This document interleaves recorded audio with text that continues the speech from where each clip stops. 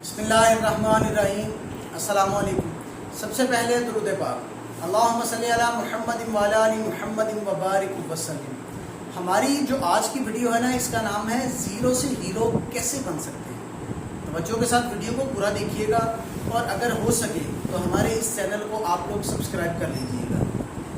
ایک تعویذ آپ کی خدمت میں پیش کرتا ہوں، اور وہ تعویذ ہے +1 کا، یعنی جمع 1 کا۔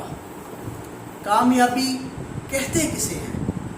4 دہائیاں گزار کر میں نے سیکھا کہ کامیابی صرف پیسے کا نام نہیں ہے، باقی بھی کافی سارے اجزاء میں جو آپ کے پاس ہونے چاہیے۔ اگر آپ کے پاس محبت نہیں ہے، اور اگر آپ کے پاس پیسہ ہے تو آپ کامیاب نہیں۔ لیکن آپ کے پاس محبت نہیں ہے، صرف پیسہ ہے تو آپ کامیاب نہیں ہیں۔ اگر آپ کے پاس پیسہ ہے اور محبت بھی ہے مگر صحت نہیں ہے تو پھر بھی آپ کامیاب نہیں ہیں۔ ایک بہت بڑا مسئلہ ہے۔ ایک لطیفہ مجھے یاد آ گیا کہ ایک ڈاکٹر صاحب کے پاس ایک بندہ آیا، اور وہ ڈاکٹر صاحب سے علاج کروانے لگ گیا۔ کچھ دن کے بعد ڈاکٹر صاحب نے مریض کو کہا کہ میرے پاس تمہارے لیے ایک خوشخبری ہے اور ایک بری خبر ہے، بتاؤ پہلے کون سی بتاؤ۔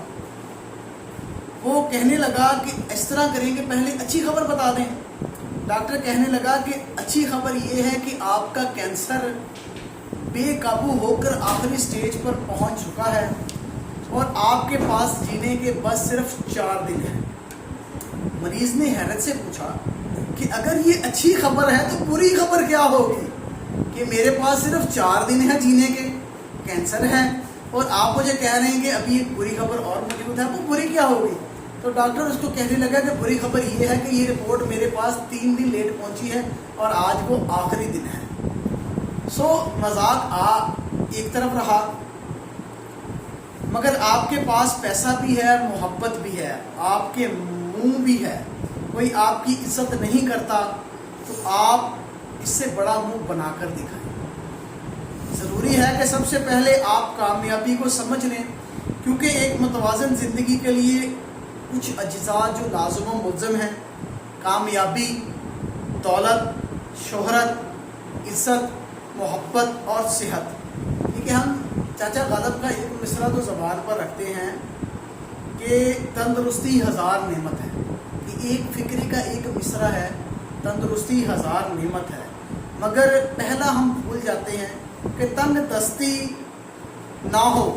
اگر تندرستی 1000 نعمت ہے تو تنگ دستی آنے تک پہلا قدم وہ بت شکنی ہے جس کا ذکر پہلے کر دیا گیا ہے، اور اس لیے آپ کو یہ پہلے بتا دیا گیا ہے کہ بت شکنی فقط کامل ایمان سے ممکن ہے۔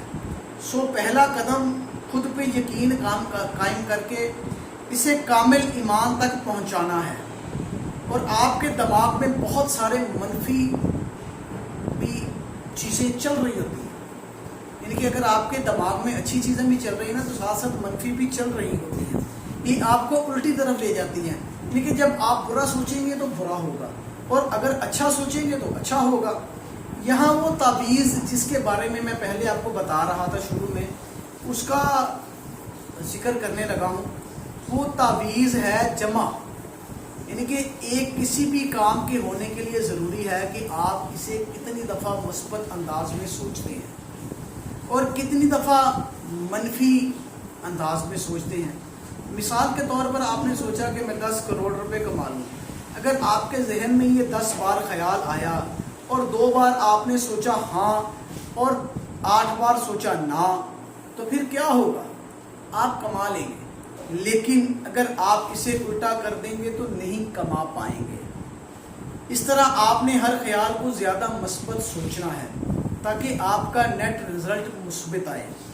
اب اس سے آپ جمع کو اپنے ساتھ رکھیں، اور ہر مایوس کن صورتحال میں ایک جمع کر لیں، یعنی کہ آپ جتنی بار مثبت سوچیں گے، جتنی بار اچھا سوچیں گے، کیونکہ جو انسان بار بار اچھا سوچتا ہے نا کہ میں یہ کر دوں، وہ کر دوں، کسی کا فائدہ کر دوں، کسی کا خیال کر لوں، کسی کو ساتھ لے کر چلوں، وہ ہر حال میں ہر جگہ پر کامیاب رہتا ہے۔